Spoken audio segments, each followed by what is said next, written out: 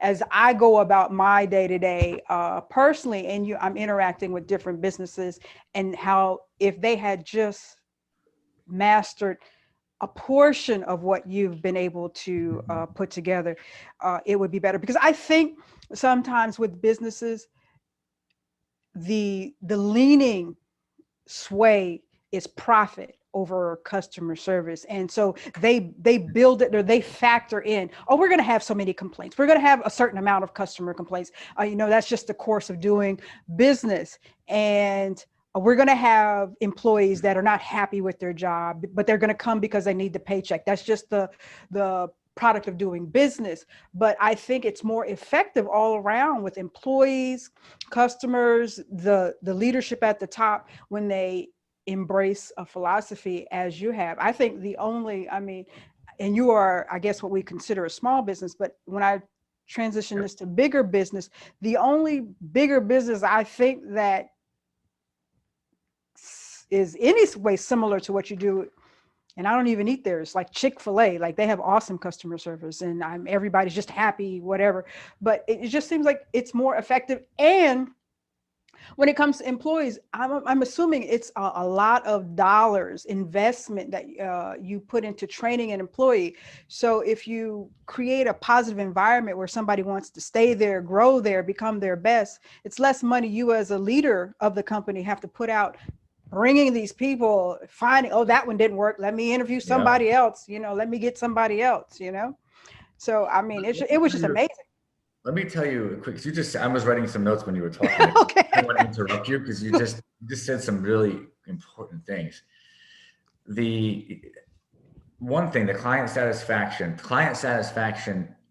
is the only reason that you're profitable, in my opinion.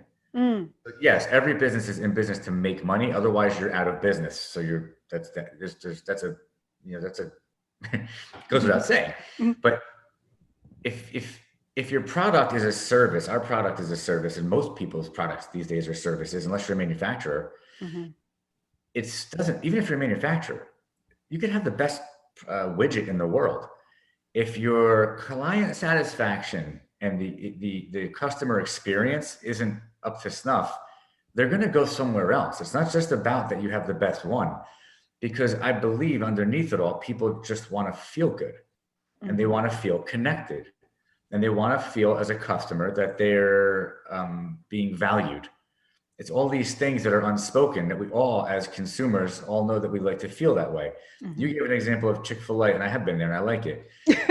There's one store that we don't go anymore. It's hard to go shopping now, but I used to go to a store called Nordstrom's. And when you walk into Nordstrom's, and I used to go there when I was much younger and wasn't financially successful, and I really couldn't even afford to go there. But I just liked the feeling I got when I bought something. So I would go there and just buy like a shirt. And the people there are trained to be so customer focused and so friendly. And it's more than trained. They're clearly hired for those personality traits. When you purchase something there, they put it in the bag and they walk around the other side of the counter and they hand it to you and they say, thank you, Matt or Mr. Rosenthal, whatever they're going to do. And they look you in the eye, and at least they used to shake your hand. I loved that feeling. And what it is the most innate. If you follow Tony Robbins he'll tell one of the most basic human needs of every person is the need to feel important. And if you look at most of the things you do and the reasons you make certain decisions, it's because you want to feel important. People gossip because they want to feel important, because they have more information than you do. That's why they gossip. And so when you go shopping at a place that makes you feel good, and people understand that in the delivery of that service, they're making you feel important, you have a customer forever. And I went to Nordstrom's forever. What I've done is I translated that into my business, because I really do believe that you should make people feel important. And so we put processes in place. And when I say that we are, sorry, my nose itches. No. When we, I make the claim that we have the best customer service in our region. And I believe it to be true because I've yet to come across a company that does what we do. So, and I'm going to say this to give people an idea, not to brag about what we do, because I didn't invent anything. I just took, to me, what's common sense. I'm like, what can we do to ensure everybody's experience is the best possible experience with us, even if we don't fix their problem right away, or even if something doesn't go as planned, they feel good about working with us. When you come, if you call us, we do IT support for people like day to day. So if you call us for an IT problem, and one of our techs helps you over the phone, they have to put their notes into the system, and then they put that ticket in a status called follow-up. Okay. We have it's programmed within 24 hours. Somebody has to follow up with that client and say, is your problem still resolved? Okay. If that doesn't happen in 24 hours, I get an email, but so does everybody else in the company saying that didn't happen. Oh. So it's accountability. Then that happens. And then the following week, so like today's Friday, I think today's Friday. So next week, Nancy in my office is going to pull a report of every single service ticket that was opened last week. And closed. Mm-hmm. She calls every single person again, every single person. And she says, are you still okay? Is there anything new we can help you with? And she then gives a report to me every Friday of any feedback. If we get one piece of negative feedback, we call people right away. Mm-hmm. I can go on and on and on. There's systems like this in our workflow that are non-negotiable. Mm-hmm. To the point where everybody in our company knows if you don't do this, you could lose your job.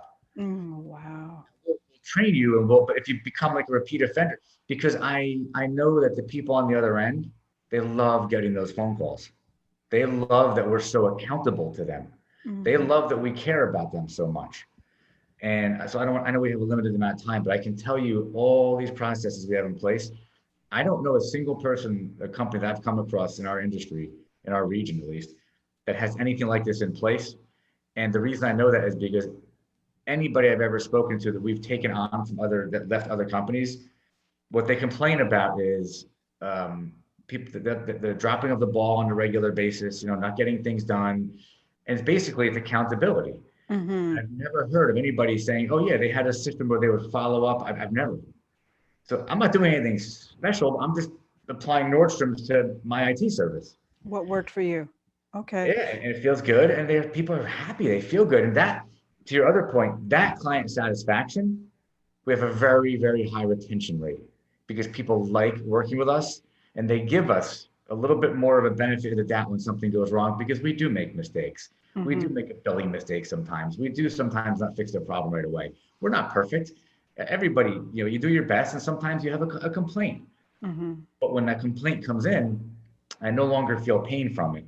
I look at the complaint as an opportunity to solve a process problem now in the company.